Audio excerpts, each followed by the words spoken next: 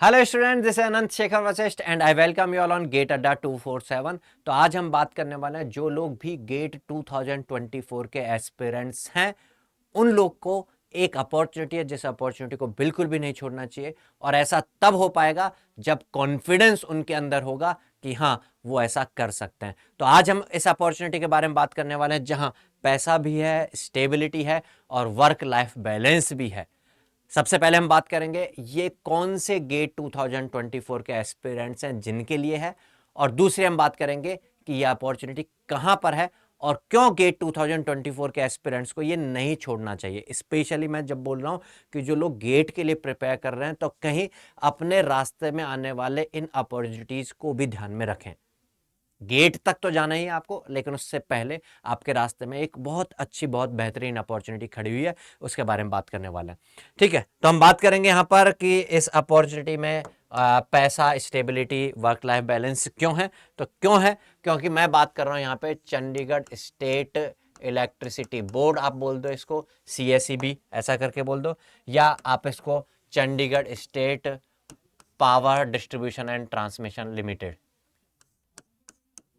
Corporation limited आप इसको बोल दो, जिसमें असिस्टेंट इंजीनियर की वैकेंसीज निकली हुई हैं।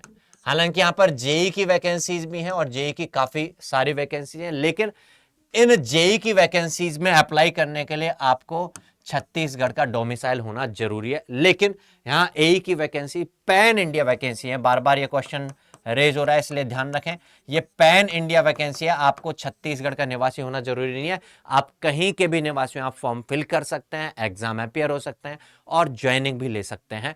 ठीक है, तो ये एग्जाम नॉन गेट एग्जाम होने वाला है इसके लिए, और इस नॉन गेट एग्जाम में क्या पैटर्न रहने वाला है, ये कुछ बिल्कुल मैं बोलूं तो गेट जैसा ही पैटर्न रहने वाला है, तो वो भी मैं बात बताऊंगा। और जब यहां पर बात आ जाती है कि ये प्योर गवर्नमेंट है, जब प्योर गवर्नमेंट की बात आ जाती है तो आप बिल्कुल कह सकते हैं कि स्टेबिलिटी भी होगी, वर्क लाइफ बैलेंस भी होगा और पैसा, सैलरी के बारे में भी बात कर देता हूं मैं यहां पर। तो यहां पर जो स्केल है 54,100 जो बेसिक पे है से लेके 1 लाख समथिंग थाउजेंड जो होता है वो है, जिसमें स्टाइपेंड जो मिलेगा आपको 6 मंथ्स के ट्रेनिंग टाइम पर तो खैर 54,000 मिलेगा, लेकिन ट्रेनिंग कंप्लीट होने के बाद सारे अलाउंसेस वगैरह मिला करके ये 1 लाख से ऊपर बैठता है, 1,05,000 8,000 के आसपास में बैठता है। तो 1 लाख प्लस का आपका सैलरी मिलेगा 6 महीने के बाद, ट्रेनिंग कंप्लीट होने के बाद। तो आप कह सकते हैं पैसा भी अच्छा खासा है। अब लेकिन गेट एस्पिरेंट्स को इस रास्ते पर क्यों जाना चाहिए, इस राह पर क्यों जाना चाहिए, तो मैं बताता हूँ। गेट की प्रिपरेशन करते रहिए, बहुत अच्छे से करते रहिए, बहुत सारी और अपॉर्चुनिटीज भी गेट की प्रिपरेशन के बाद, गेट क्वालिफाई करने के बाद मिलती है, लेकिन उस रास्ते में ये अपॉर्चुनिटी भी बिल्कुल गेट की डिक्टो कॉपी आप कह सकते हैं। तो आपको अगर गेट का प्रिपरेशन कर रहे हो, एक अच्छे लेवल पर कर रहे हो, तो इसको छोड़ना नहीं है।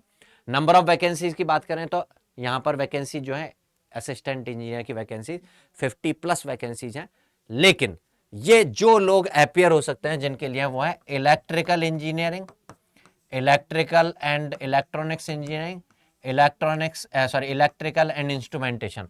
तो इन ब्रांचेज में जिनका बीटेक है या बीई है वो एलिजिबल हैं। तो यहाँ पर फॉर्म फिलिंग स्टार्ट हो चुकी है, फॉर्म फिल कर सकते हैं आप, नोटिफिकेशन आ चुका है ना। तो बात करते हैं अब कि सिलेबस क्या रहने वाला है इसका। तो मैं यहाँ पर जो सिलेबस बता रहा हूँ ये असिस्टेंट इंजीनियर इलेक्ट्रिकल के लिए है। यहाँ पर आप देख भी सकते हैं syllabus for written test for post of assistant engineer trainee electrical, Chhattisgarh state power corporation limited के लिए। तो यहाँ पर टोटल 100 मार्क्स का टोटल क्वेश्चन पेपर रहने वाला है, उसमें से 20 मार्क्स का जो है यहाँ पर, उसमें 20 मल्टीपल चॉइस क्वेश्चन रहने वाला है 1 मार्क्स के। उसमें जनरल नॉलेज यहाँ पर आने वाला है, current affairs, current events, constitution of India, political system means polity से रिलेटेड, और general knowledge of Chhattisgarh, geographical knowledge. तो थोड़ा सा जो एक्स्ट्रा एक गेट एस्पिरेंट्स को करना पड़ेगा वो ये करना पड़ेगा, अगर वो छत्तीसगढ़ से बिलोंग नहीं करता है तो हो सकता है छत्तीसगढ़ की ये जीके जो है इसमें थोड़ा सा एफर्ट उसको डालना पड़े। लेकिन अगर हम बात करेंगे तो 20 में से बहुत ज्यादा वेटेज इसके क्वेश्चंस का रहने भी वाला नहीं है, तो आप थोड़ा सा एक्स्ट्रा टाइम निकाल करके इसको कवर कर सकते हैं। बाकी बात करते हैं रीजनिंग की। तो यहाँ पर रीजनिंग में coding, decoding, number system, non verbal reasoning, सारा वही सब कुछ है जो जनरली गेट के में भी रहता है, अल्फ़ाबेट सीरीज, क्लॉक, मतलब गेट के लिए भी आप जनरल एप्टीट्यूड तो पढ़ते हैं, वो सारा पार्ट यहाँ पर रहने वाला है। तो आप समझ सकते हैं जैसे गेट में यहाँ पर 15 मार्क्स का होता है, यहाँ पर 20 मार्क्स का है। आप समझ सकते हो 5 मार्क्स का एक्स्ट्रा छत्तीसगढ़ का जीके जो वो कवर करना पड़ेगा। अब बात करते हैं टेक्निकल वाले पार्ट की। तो यहाँ पर टेक्निकल सब्जेक्ट्स में बात करें तो इलेक्ट्रोमैग्नेटिक फील्ड थ्योरी सबसे पहला सब्जेक्ट यहाँ पर हो जाता है, electromagnetic field theory. Electromagnetic field theory में तो पढ़ते ही हैं, मेरा भी सब्जेक्ट है, मैं भी पढ़ाता हूँ ये, ठीक है। Coordinate system, scalar, vector field, Stokes theorem, Coulomb's law, मतलब ये वही हो गया वेक्टर कैलकुलस वाला पार्ट। देन उसके बाद इलेक्ट्रोस्टैटिक्स से स्टार्ट हो जाते हैं, Coulomb's law, Laplace Poisson equation, solution of Laplace equation, Biot Savart's law, Ampere circular magnetic boundary condition, scalar magnetic potential, मतलब वही electrostatics, magnetostatics, wave equation and solution Poynting vector, ठीक है। यहाँ पर ये इलेक्ट्रोमैग्नेटिक फील्ड थ्योरी होगी। उसके बाद नेटवर्क थ्योरी, हम सबका प्यारा subject, network analysis, circuit element, voltage current sources, DC current analysis, AC current under sinusoidal, KCL KVL analysis, magnetically coupled circuits, initial condition, network topology, network theorem, AC DC circuit, frequency domain analysis, Laplace transform, series function, network, two port parameters, interconnection of two port networks. तो ये आपका network theory और electromagnetic field theory दोनों subject जो है, और वही है जो गेट के सिलेबस में, बिल्कुल वही है, एक्स्ट्रा उससे कुछ और आगे दिख नहीं रहा है। नेक्स्ट बात करते हैं यहाँ पर इलेक्ट्रॉनिक्स में। तो इलेक्ट्रॉनिक्स डिवाइसेज एंड सर्किट्स में semiconductor, diode, circuit and frequency response, analysis, diode circuit, diode applications. ये आप एनालॉग इलेक्ट्रॉनिक्स गेट के लिए भी पढ़ते होंगे, तो उसमें बेसिक डिवाइसेस के बारे में पढ़ते हैं, तो वो पार्ट है। Transistor characteristics, principle operation, amplifiers वाला पार्ट आ गया, फीडबैक एम्पलीफायर ये आ गया, ठीक है। तो ये एनालॉग इलेक्ट्रॉनिक्स वाला पार्ट हो गया। फिर डिजिटल इलेक्ट्रॉनिक्स में जो आपका रहता है, गेट के सिलेबस में भी है ये, नंबर सिस्टम्स एंड कोड्स, यहाँ पर ये वाला पार्ट आ जाता है, ठीक है। ट्रुथ टेबल, के मैप, सारा सब कुछ, ठीक है। और उसके बाद डिजिटल इलेक्ट्रॉनिक्स में चलते हैं तो combinational circuit, sequential circuits, 8086 micro processor, 8085, 8086 micro processor, ADC, DAC, micro processor वाला पार्ट गेट के सिलेबस में अभी हट गया, तो पहले होता था, तो ये हुआ है। मतलब ये मुझे लग रहा है कि जो सेमेस्टर एग्जाम्स में जो सिलेबस होता है ना, लाइक हो सकता है शायद चंडीगढ़, सॉरी छत्तीसगढ़ की ही किसी यूनिवर्सिटी से, गवर्नमेंट यूनिवर्सिटी के सिलेबस को ही उठा करके सीधे सीधे दिया हो। नेक्स्ट पावर इलेक्ट्रॉनिक्स, आपका पूरा पावर इलेक्ट्रॉनिक्स यहाँ पर हो जाता है। इंस्ट्रूमेंटेशन आपका हो जाता है यहाँ पर। तो आपके जो टेक्निकल सब्जेक्ट्स हैं वही आपको पढ़ने हैं, ठीक है। उसके बाद अगर हम बात करते हैं कंट्रोल सिस्टम्स, यहाँ पर हो जाता है कंट्रोल सिस्टम। बिल्कुल, कंट्रोल सिस्टम बहुत अच्छे तरीके से आप कवर करते हैं गेट के लिए जब पढ़ते हैं। तो पावर सिस्टम से यहाँ पर हो जाता है, पावर सिस्टम आपको पढ़ना है, ठीक है। पावर सिस्टम का ये पार्ट चल रहा है। Problem associated with modern interconnected power system, वही पावर सिस्टम है, power systems and analysis transmission से रिलेटेड।